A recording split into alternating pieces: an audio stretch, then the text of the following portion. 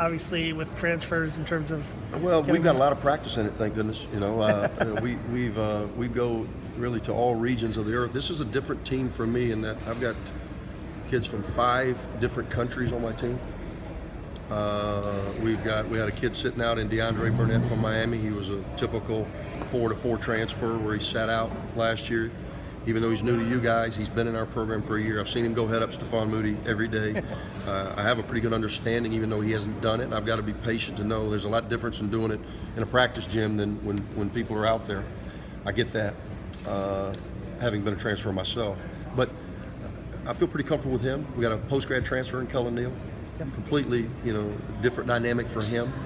Brought in a couple of junior college kids. But again, so far, I really like this team chemistry. A lot of times, the steps that you don't know as a coach are these chemistry questions. Those evolve over time. Until we get into game-to-game adversity, then you'll really know. But I really like the way this team has come together. I really like the way this team has worked. And I like our versatility. Cullen Neal being a coach's son, does he have a little bit of that as far as, how he runs the team? No, definitely. His father and I go back to 1985. When I was coming out of high school, I visited Georgia Tech, and he was the host of my visit.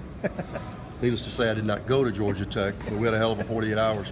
And we developed a friendship that evolved into really, I feel like I'm coaching my nephew. I feel like with Cullen, I've seen him, when Noodles and I would be together on the circuit in the summer.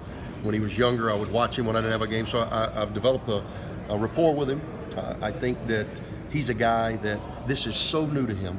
Not only not playing for his father and not being in the fishbowl that he was in last year at New Mexico, I think really he's exhaling and he's regained his love for basketball because of the things that he's been through in the past. And I'm really excited about the dynamic that he can bring to our team.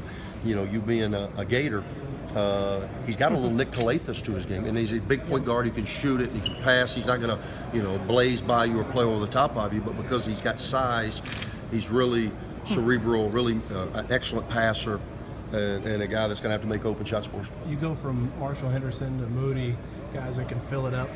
Now, is there a guy that can do that? Can take over a game that way?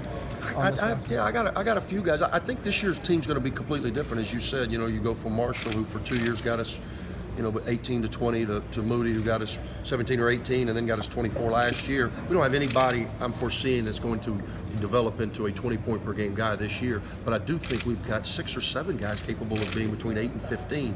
We've got a guy that everybody needs hard basket makers on their team, and I think we've got a couple of those guys, one of which was a guy that I just spoken about, DeAndre Burnett, a guy that can score at all 3 levels. He can make threes. I don't think he'll do it at the volume that they did it because that's not his game. He's got the in-between game, which is kind of a lost art. I hadn't really seen that since Barry Booker back in the old Vandy days.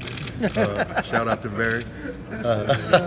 And then he can get to the free throw line, because he can finish in traffic, but I also think he's going to be a guy that shoots a lot of free throws. Will you miss sort of the safety net of having, I don't know if it's a safety net because sometimes it felt like living dangerously, but Sure. of having those 2 guys who... It is a safety net, but I was on a trapeze. Yeah, right. Bada boom.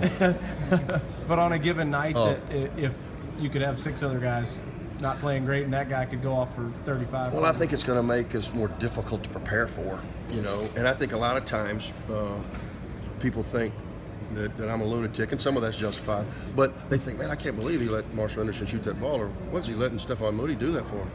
And that was not by choice a lot of times, that was by necessity. We all do what we do by necessity. This year, I'm going to be able to throw it close with Sebastian Saiz, and we're going to try to run our offense through him at the 4 and the 5. Now, he's developed an ability to make shots on the perimeter, but really, when things get hard, I'd like to be able to play through him in the post, and hopefully that'll expand my net. What's really impressed you about Sebastian